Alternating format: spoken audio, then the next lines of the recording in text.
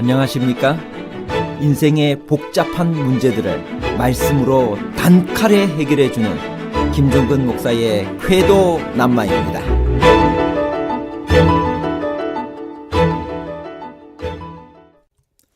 하나님께서는 왜 사람에게 이름을 주셨을까요?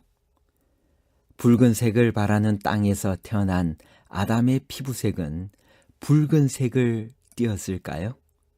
아담과 하와의 이름은 숙명인가요? 사명인가요?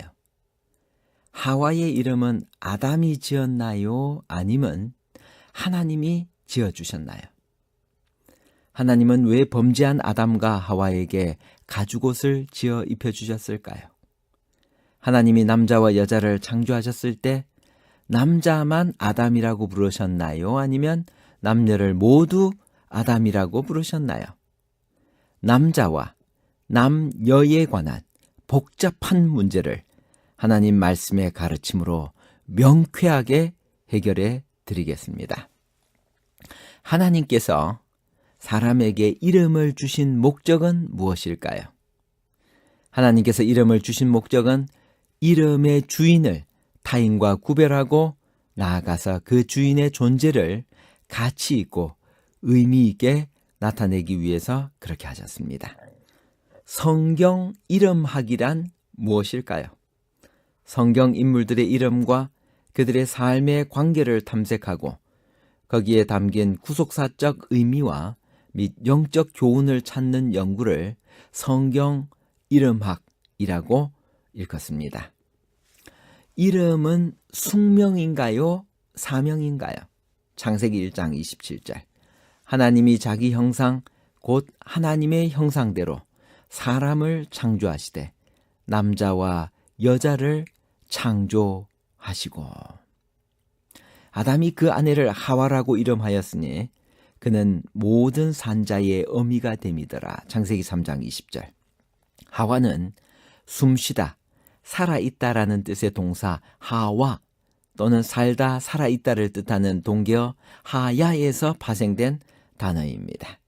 그래서 하와는 생명, 삶을 의미하는 명사로서 모든 살아있는 자의 어머니라는 의미로 붙여진 이름입니다. 인류의 첫 여성이요, 첫 어머니로서 모든 인류가 그의 몸으로부터 나기 시작했음을 말해줍니다.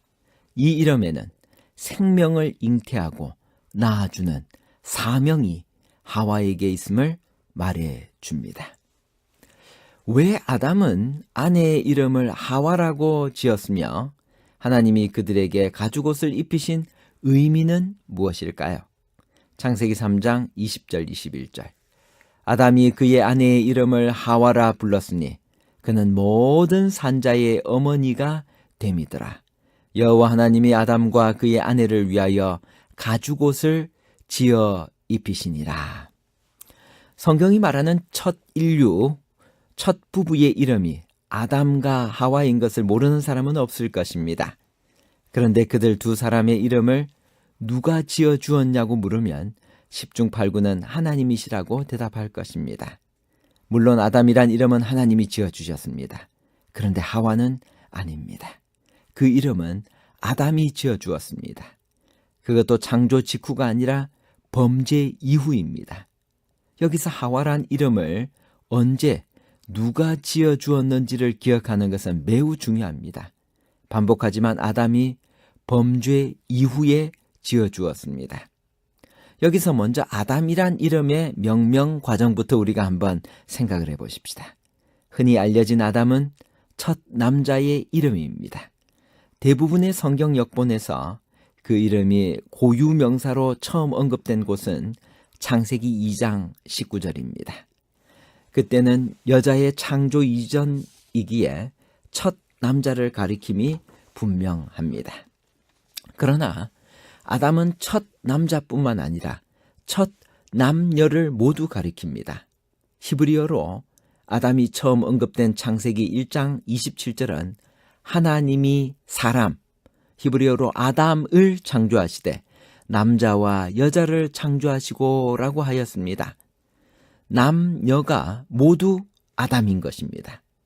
역본들은 아담이 첫 남자를 가리킬 때는 고유 명사인 아담으로 번역하고 남녀를 모두 가리킬 때는 보통 명사인 사람으로 구분하여 번역하였습니다. 히브리어로는 모두 아담입니다. 이것을 구분할 때 아담 앞에 정관사가 붙은 하 아담이냐 여부로 할 수 있다는 의견도 있지만 결정적이지는 않습니다. 여하튼 첫 두 사람의 이름은 공히 아담입니다. 이것을 확인해주는 구절이 창세기 5장 2절입니다. 그 구절은 하나님이 남자와 여자를 창조하신 후 그들의 이름을 사람, 아담이라 일컬으셨더라라고 기록하고 있습니다. 여기 그들의 이름이라고 번역된 히브리어 슈맘은 이름이란 단수 명사에 그들이라는 복수 소유격 전미사가 합한 단어입니다. 다시 말해 두 사람의 이름이 하나인 것입니다. 그 이름이 아담입니다.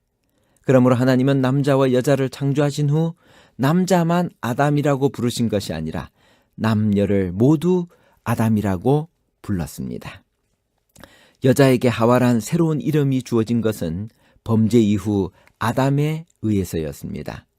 지금도 부모들이 자기들의 소망과 사상을 담아 자녀들의 이름을 짓는 것처럼 성경에서도 이름을 짓는 것은 명명자의 뜻이 반영된 것입니다.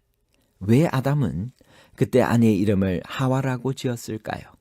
하와의 의미는 생명입니다. 본문이 그 의미를 설명합니다.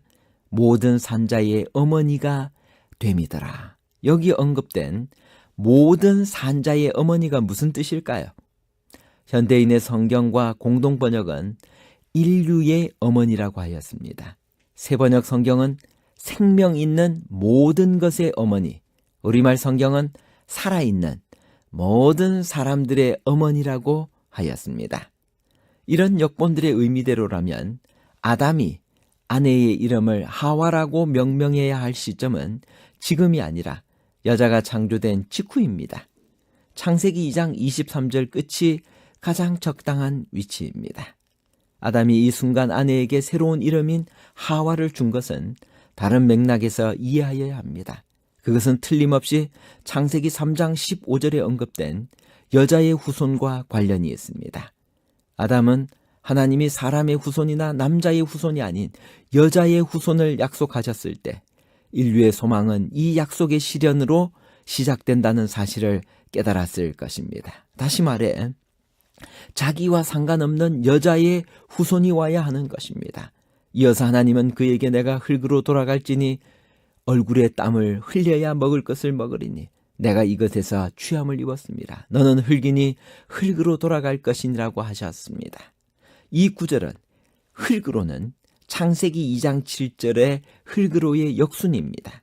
하나님은 흙으로 창조된 아담에게 흙으로 돌아가라고 말씀하셨습니다. 아담이 그 아내의 이름을 하와라고 명명한 것은 이 선고를 들은 직후입니다. 다시 말해 아담, 즉 흙이란 의미의 아내의 이름을 하와, 즉 생명이란 의미로 바꾼 것입니다. 그녀가 여자의 후손을 낳을 여자, 곧 모든 산자의 어미가 되기를 소망한 것입니다.